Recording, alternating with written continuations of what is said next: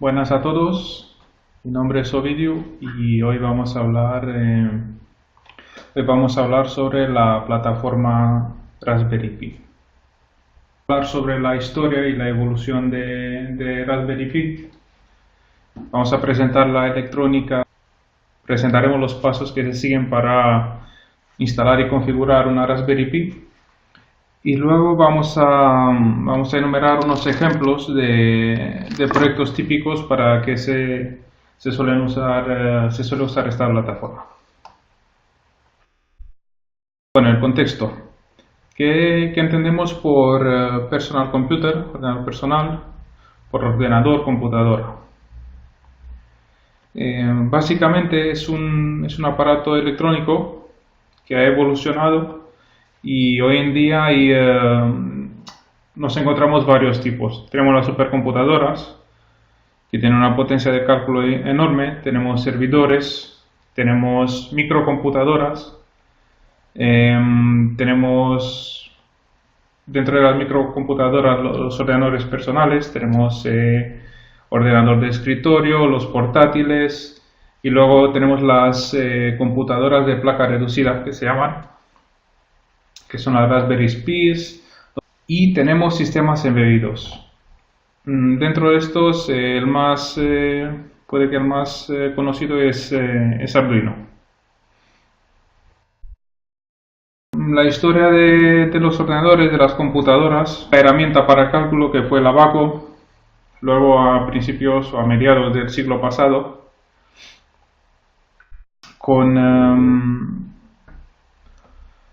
hasta llegar a hoy en día que tenemos la placa más pequeña, ámbito general. Pues si os fijáis debajo de las imágenes, luego teníamos las ENIACs que podían realizar verdaderamente capaz de realizar 1000 millones de operaciones. Es decir, su frecuencia de reloj tiene 1 gigahercio. Bien. ¿Qué tienen en común todos estos computadores? Pues en la base luego hay variaciones, utilizan la arquitectura von Neumann. La arquitectura von Neumann define una estructura para una computadora de ámbito general, o también se puede usar para las embebidas, las especializadas, que consta de una unidad aritmética lógica, una unidad que la controla, una memoria interna donde se guardan los cálculos, luego una memoria principal, que nosotros la conocemos como memoria RAM generalmente, y luego la conexión a los sistemas de entrada-salida, teclado, monitor, etc. Todo esto sería lo que es la CPU, sería lo que se conoce como procesador. Vale. Pero ¿cómo se controla esta máquina? Los ordenadores, ¿cómo se controlan? Pues tienen la parte principal, es diríamos el director de orquesta de física, y el resto de aplicaciones o de programas, ¿vale? Es decir, que controla lo que es el sistema operativo. Aquí he hecho una pequeña lista. Si tuviera que hacer el árbol con todos los sistemas operativos y sus ramificaciones, pues necesitaríamos unas cuantas horas para explicarlas. Hay unas cuantas familias importantes. Windows, a lo mejor también la más conocida, ahora mismo está en la versión 10, tanto para ordenadores como para móviles. Además tiene una versión especial que es Windows orientada a Internet of Things. Luego tenemos una serie de sistemas que tienen como base Unix. Tenemos el MacOS, que es el sistema de los ordenadores Apple. Tenemos el iOS, que es el sistema operativo derivado de MacOS, que se usa en teléfonos móviles de Apple. Tenemos Linux y GNU Linux, ¿vale? Linux es el kernel del sistema basado en Unix, y GNU sería, junto a Linux, la librería que aporta una serie de mejoras al sistema operativo para lidiar con diferentes problemáticas. Las derivaciones más interesantes, más importantes o más conocidas de GNU Linux serían las Debians, que a su vez tienen otras derivaciones como Ubuntu y unas cuantas más distribuciones de Linux conocidas, y luego Android, que se usa para teléfonos móviles Android. Esta es una versión creada por Google. Y nuestro tema de hoy, que es la Raspberry Pi. ¿Y qué es exactamente la Raspberry Pi? Bueno, aquí os dejo la web, ¿vale? La web principal de esta plataforma, de donde podéis encontrar recursos, podéis descargar sistemas operativos, el concepto. La Raspberry Pi es una computadora de placa reducida, es decir, están todas dentro de una única placa, ¿vale? Un ordenador muy barato, ¿vale? Y que ayude principalmente en la educación.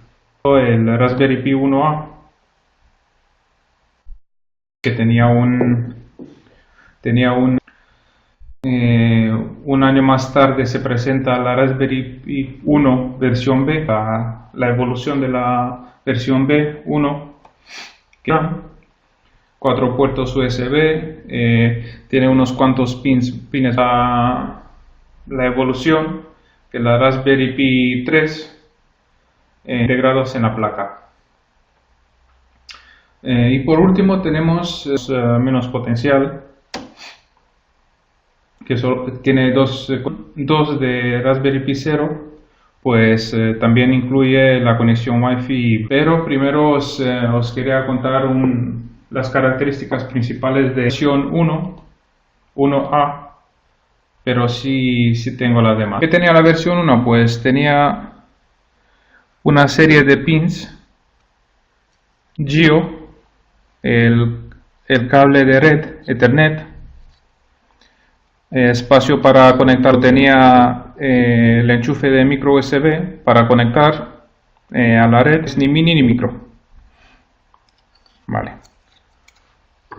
La evolución, que ya dispone de más pins, tiene 4 conexiones, tiene la salida VGA para conectar a pantallas, normalmente de dispositivos móviles. Luego tenemos la versión 3, que es esta. En la primera vista no parece muy diferente a la 2. Tiene la velocidad de reloj, ya es más de 1 GHz, más de 1000 millones de... Y aquí tenemos el controlador, ¿vale? Es decir, que tiene incorporado la versión 2, ya utiliza una tarjeta micro USB. Enchufes USB, pero sí tiene 2 micro USB. Una es para potencia y otro para transferencia de datos. Mini HDMI, veis que es más pequeño que el normal, micro SD. Y si os fijáis, no tiene los pins. Sí tiene las conexiones, unos pins que vienen por separado. ¿Vale? Ya está. Con esto ya tendríamos.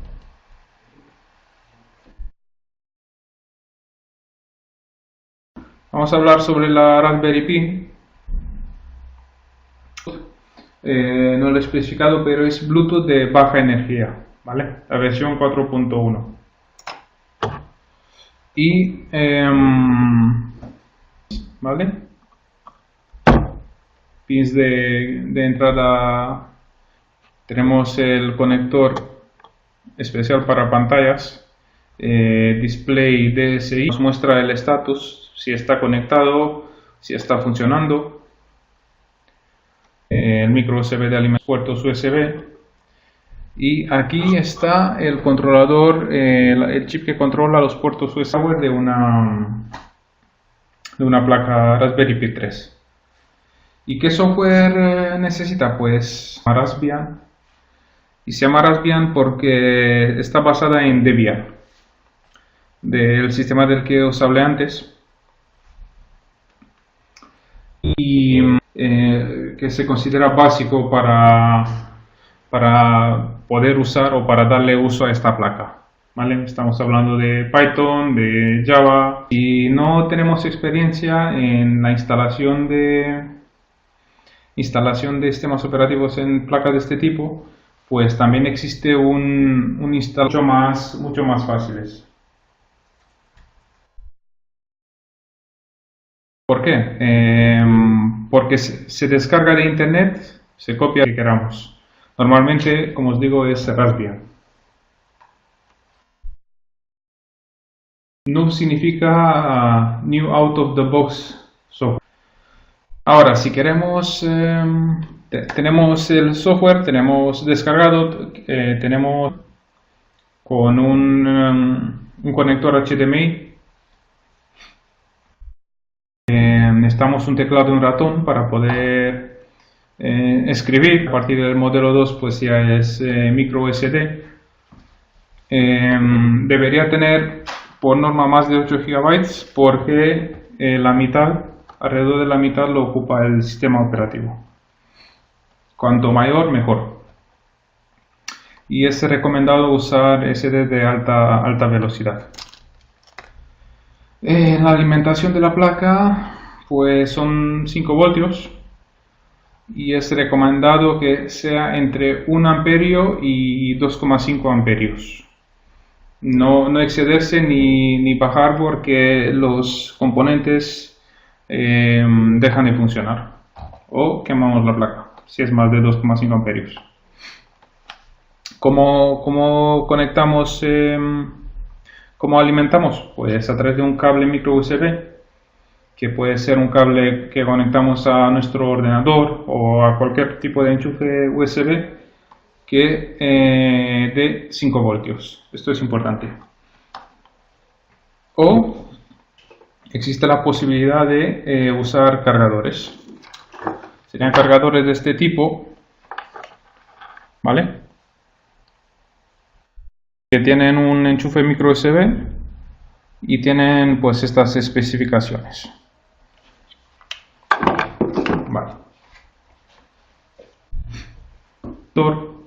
Este orden es importante. Conectamos el teclado y el ratón. Puede ser cualquier teclado y cualquier ratón. Incluso pueden ser controlados por que no sean cableados, sino configuramos el sistema operativo a través de NUBs. Debajo veis un enlace a un tutorial de la fundación, de la página web de la fundación, donde nos enseñan cómo hacerlo con imágenes y de forma muy fácil. Una vez la placa se va a encender, va a empezar a cargar los archivos que necesita desde la TACREV. En la pantalla va a aparecer el menú del sistema operativo. Vale, ahí lo que vamos a hacer es elegir, ¿vale? Yo siempre recomiendo el seleccionar Raspbian. Una vez seleccionado podemos pulsar instalar. Al finalizar, hacer unas personalizaciones concretas. Si tenemos un tipo de teclado que puede ser, seguramente sabréis que hay tipo de teclado americano, podemos cambiar, se llama layout, la configuración se llama layout y la podemos cambiar. Podemos, y de hecho debemos, cambiar la hora o conectar la placa a internet. Aquí tenemos dos posibilidades. Una es usando un cable de red. No tenemos que hacer nada más. Una vez introducido el cable de red en nuestra placa y en un router o un sistema capaz de conectarnos a internet, ya lo tenemos operativo. La otra posibilidad, en el caso de la Raspberry Pi 3, es conectar a Wi-Fi, a una red Wi-Fi.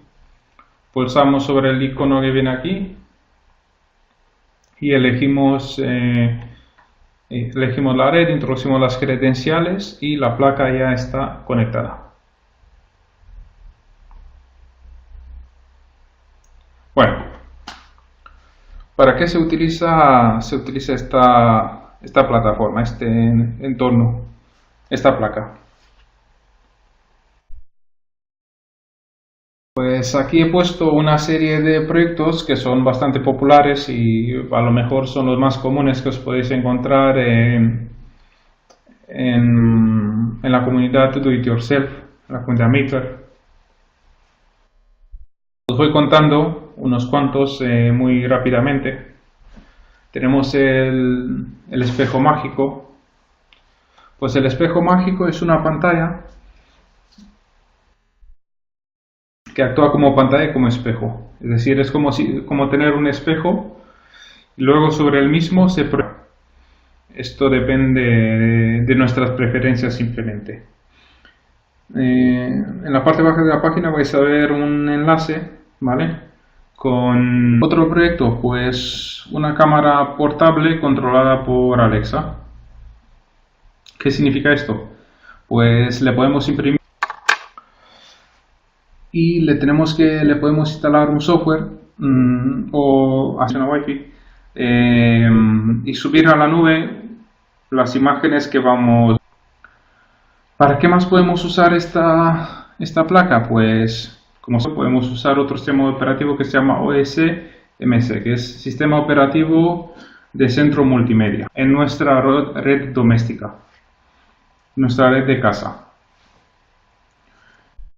Otro proyecto interesante del que la gente lo que suele hacer es imprimir en 3D una funda, comprar un gamepad, instalar la distribución, que ahora os contaré cómo, y ya tenemos una consola como si fuera. Los interesantes hay un skateboard eléctrico, una Raspberry Pi 0, ni siquiera hace falta una 3 o una 2, con un mando de la Nintendo Wii, lo vamos juntando a un eje de las ruedas, una batería para el motor y el mando de la Wii, ¿vale? Totalmente eléctrico. Cámaras muy baratas que sirven para hacer unas fotos y ya está. ¿Qué se necesita? Pues igual, con una Raspberry Pi 0 nos vale, tiene suficiente potencia. Necesitaríamos una cámara y una batería, claro, porque no podemos tener una cámara libre si la tenemos enchufada a la pared. Otro proyecto interesante que me es de unos LEDs que hay en cada casilla y unos imanes que están debajo del tablero y otros imanes que están por encima en cada pieza. Pues y la verdad es que es muy interesante. ¿Qué más proyectos interesantes? Pues el transformador digital de película con los negativos de las fotos, ¿vale? La Raspberry Pi lo que hace es a través de una cámara va haciendo una foto. Tenemos digitalizado el film. No sé si os podéis imaginar luego las mini Lego Macintosh, hacer un ordenador Macintosh antiguo, es Gio.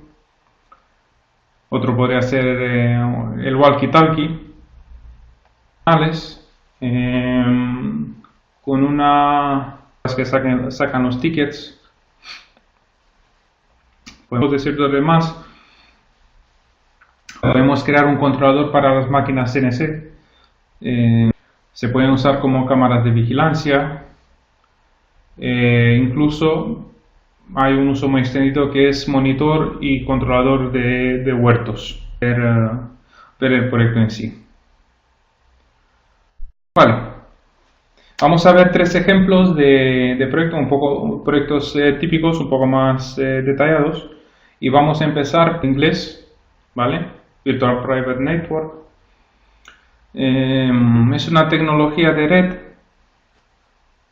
que permite como extender nuestra que o no controlada, que está fuera de nuestra casa o de nuestra red personal o de cualquier otra red de área local.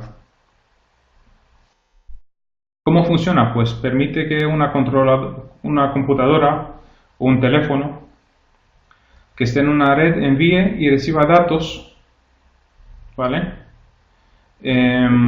Sobre redes, pero de una forma segura. ¿Por qué es esto posible? Imaginaos que lo que consigue una VPN es crear como un tubo, ¿vale?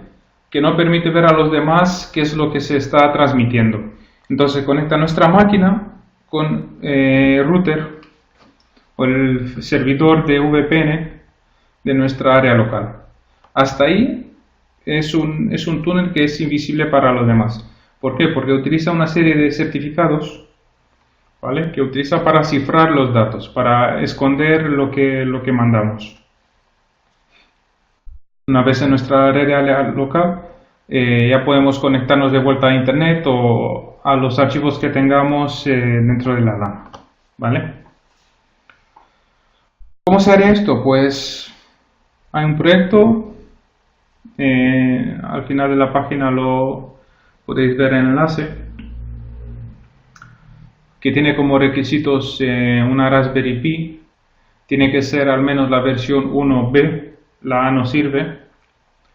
Se instala una tarjeta de memoria SD, si es la 1B pues es SD normal, si es mayor una micro SD, y necesitamos descargarnos OpenVPN. OpenVPN es un software que permite la creación de redes virtuales privadas y que es gratuito, o es de código abierto. Vale, una vez tengamos todo esto, podemos generar los certificados digitales dentro de la Raspberry Pi. Son certificados digitales autofirmados y van a ser los certificados del servidor. Tenemos que configurar unas cuantas conexiones y el firewall de la Raspberry Pi, y en el caso de que se requiera del local, gracias a la Raspberry Pi. Para poder usar ese punto de entrada se suelen usar certificados para el cliente, ¿vale? Los dispositivos que tengamos, ordenadores, teléfonos, cualquier otra cosa, necesitan instalar un certificado. Esto se hace según el sistema operativo que tenga cada dispositivo, y una vez instalado ya podemos ir a la dirección que sabemos que es donde está nuestra VPN, ¿vale? ¿Para qué sirve esto? Pues un ejemplo muy práctico es conectarnos a una red de un aeropuerto. Normalmente esto es muy inseguro, porque si todo el mundo tiene acceso, si es una red abierta, básicamente todo el mundo puede leer lo que enviamos. Pero si nosotros creamos una VPN, como os decía, creamos como un tubo, como un canuto, por donde nuestra información pasa protegida hasta nuestra red de área local. A partir de ahí ya depende de la configuración de la red de área local, la seguridad. Pero hasta ahí podemos estar tranquilos que nadie nos va a poder leer lo que enviamos y recibimos. Especialmente si es información restringida. Vale, os decía que podíamos crear consolas de juego.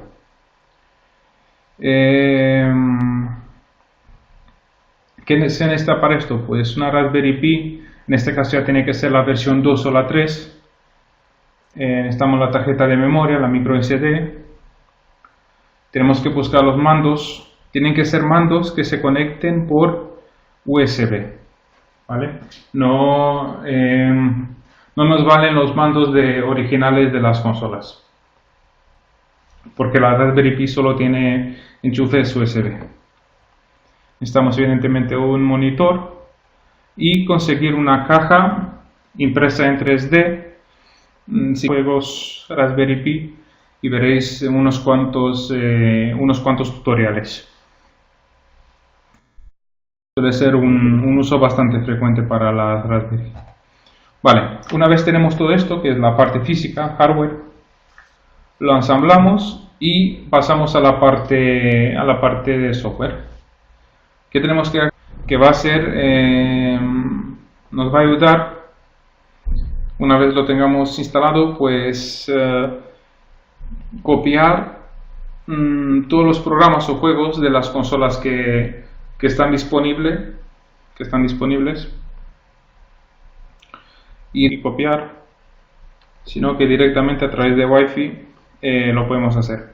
Es decir, que una vez hemos instalado el RetroPie Project en la tarjeta de memoria, lo introducimos en la Raspberry Pi, le configuramos la conexión Wi-Fi y a partir de ahí solo tenemos que buscar ROMs de las consolas, es decir, ROMs son programas digitalizados o juegos digitalizados de las consolas que nos interesan y ya lo tenemos configurado. Otro proyecto interesante y que hace mucho más barato un asistente personal es convertir Raspberry Pi en un Amazon Echo. ¿Qué es un Amazon Echo? Pues es un dispositivo de comandos de voz de Amazon, ¿vale?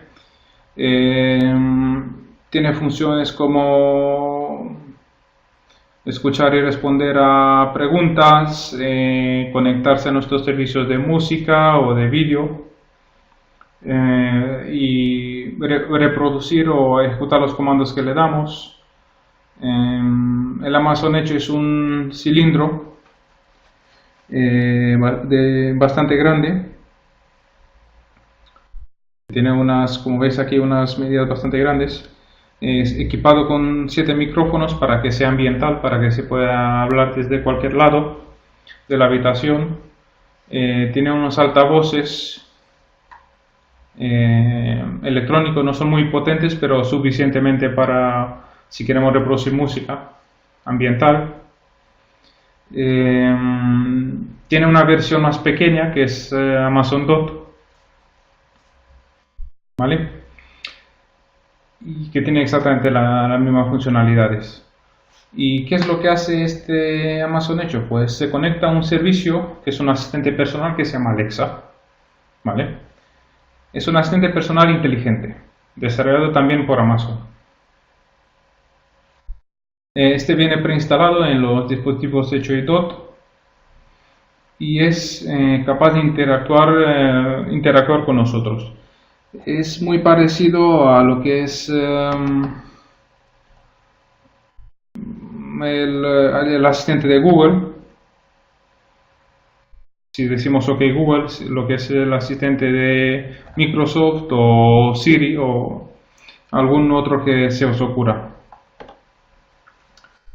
¿Qué puede hacer? Pues reproducir música, hacer listas, configurar alarmas, transmitir podcast, reproducir audiolibros, proporcionar información contextual, meteorológica, de tráfico, noticias, no sé, cualquier cosa que se os pueda ocurrir.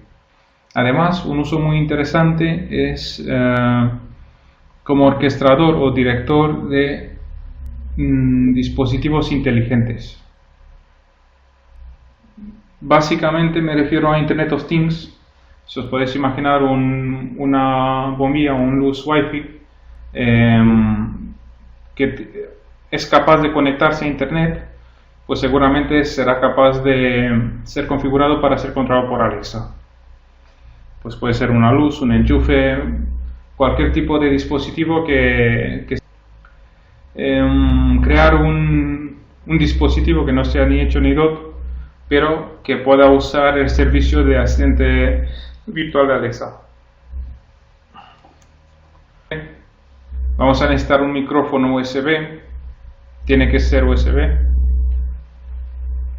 y que sea bastante potente para escuchar el ruido ambiental, es decir, escucharnos desde un poco más lejos. necesitamos unos altavoces. Esto ya depende de nosotros. Pero si queremos que tenga un poco de potencia, seguramente necesiten estar conectados a la red eléctrica.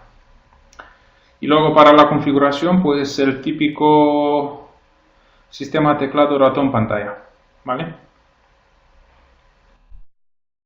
Bueno, hace poco salió la forma más rápida de instalar el software.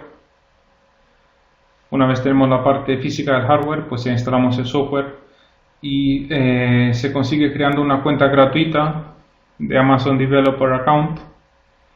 En la parte baja de la página veis un enlace donde están las instrucciones para hacer algo por este estilo, ¿vale? Una vez tenemos la cuenta, ya podemos instalar JIT. JIT es un sistema de control de versiones. Es un sistema que se utiliza para desarrolladores de software para crear cambios y crear cambios, un historial de los cambios, controlarlos y trabajar en equipo, ¿vale? Que todos trabajen sobre el mismo repositorio de software. Y Alexa API, pues es una serie de herramientas que lo que hacen es instalar el software necesario para que podamos acceder a los servicios de Alexa. Bueno, aquí tengo otro ejemplo curioso. Vamos a ver solo los primeros minutos, que consiste en ver cómo se puede crear un teléfono móvil con la Raspberry Pi.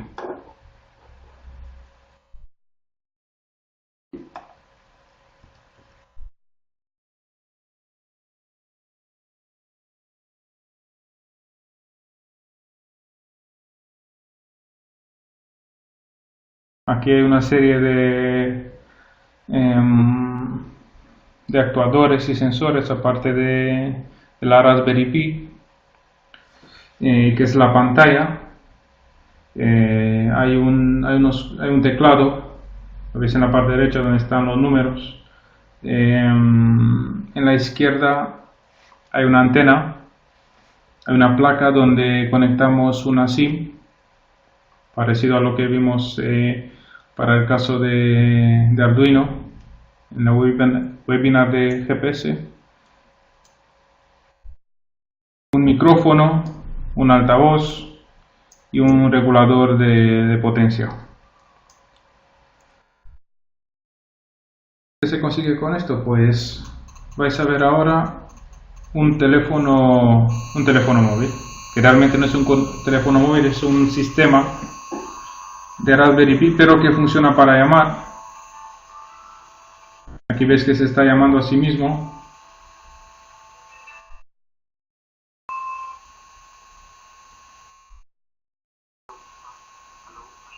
Y también se escucha a sí mismo.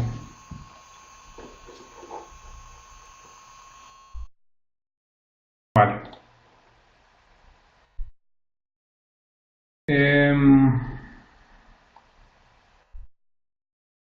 Yo os invito a que miréis todos estos proyectos que son muy interesantes. Con buscar en inglés los nombres de los proyectos ya los encontráis, sino aquí en la parte baja de la página.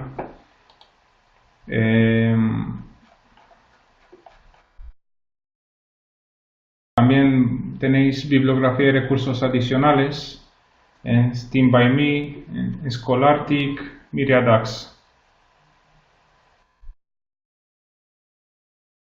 Y de nuevo os invito, si tenéis preguntas, no saltéis las sesiones de preguntas. En cualquier momento podéis preguntar sobre cualquier webinar que hemos visto o que vamos a ver. Y por favor mandad vuestras preguntas para tener una respuesta rápida a la dirección de mentoring@desafiosteam.com.